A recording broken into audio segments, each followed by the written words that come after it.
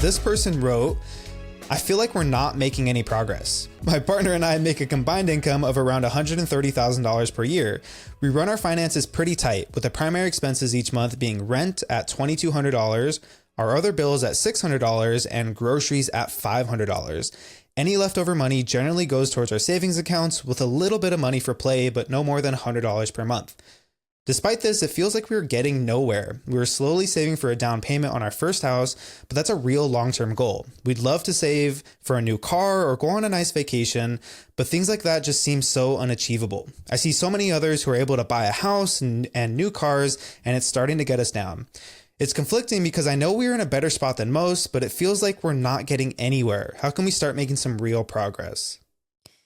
So my initial thoughts to this are, does this person have like wildly high expectations? Because if they are spending that little amount that they're saying and only $100 per month on play money, they should be saving a couple thousand per month, if they're running their numbers right.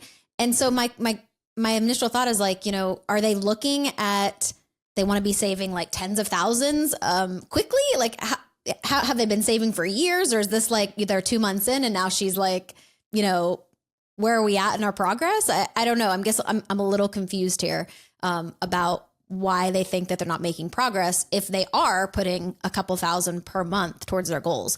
The second thing is the mindset here. You can tell by the way that they, ask this question.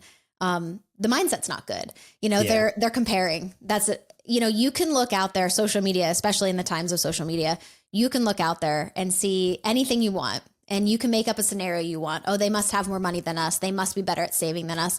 When really they could just be drowning in debt and have way bigger payments than you. So I think that they need to stop comparing, and they also need to get real with their numbers. If you're making $130,000 per year and you are saving a couple thousand per month, like I think you're alluding to here, then you're making the progress that you need. It's realistic progress. You're not going to be saving $100,000 in just a few months, for all of these things. Like take it slow.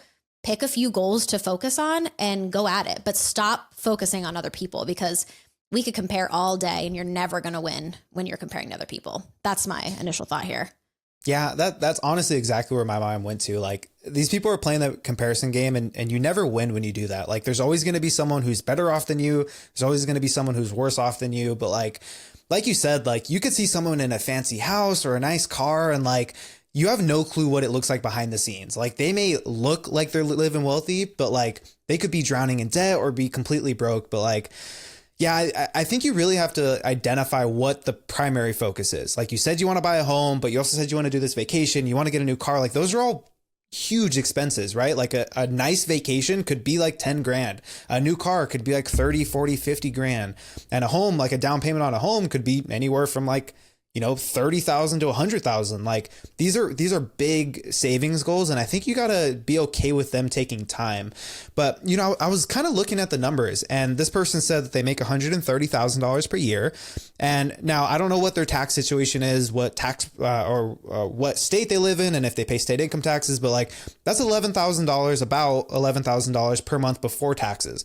Now, if you take off maybe 25% of that, like they should be bringing home like somewhere around $8,000. And it sounds like all their expenses add up to less than half of that. So like they should be making some pretty meaningful progress every month. Like if they're able to save half of their income, $4,000 a month, like in a year, they're going to save almost 50 grand. Like that's huge. And so I really think you kind of have to, like you said, get realistic with it, right? Look how much are you actually saving per month?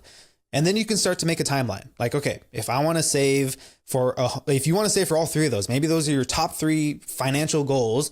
Like how much do you need to save for each of them? And based on how much you can save per month, how long is it going to take you to get to that?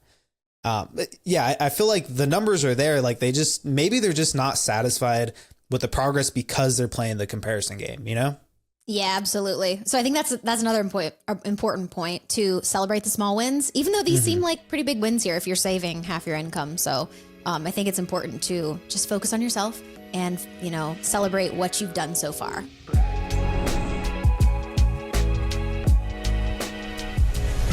The The information, opinions, and recommendations provided on this podcast are for entertainment purposes only and do not constitute professional financial advice. Any financial decisions you make based on the content of this podcast are your responsibility. We strongly recommend consulting with a licensed financial advisor or other qualified professional before making any significant financial decisions. By listening to this podcast, you acknowledge that we are not liable for any financial outcomes.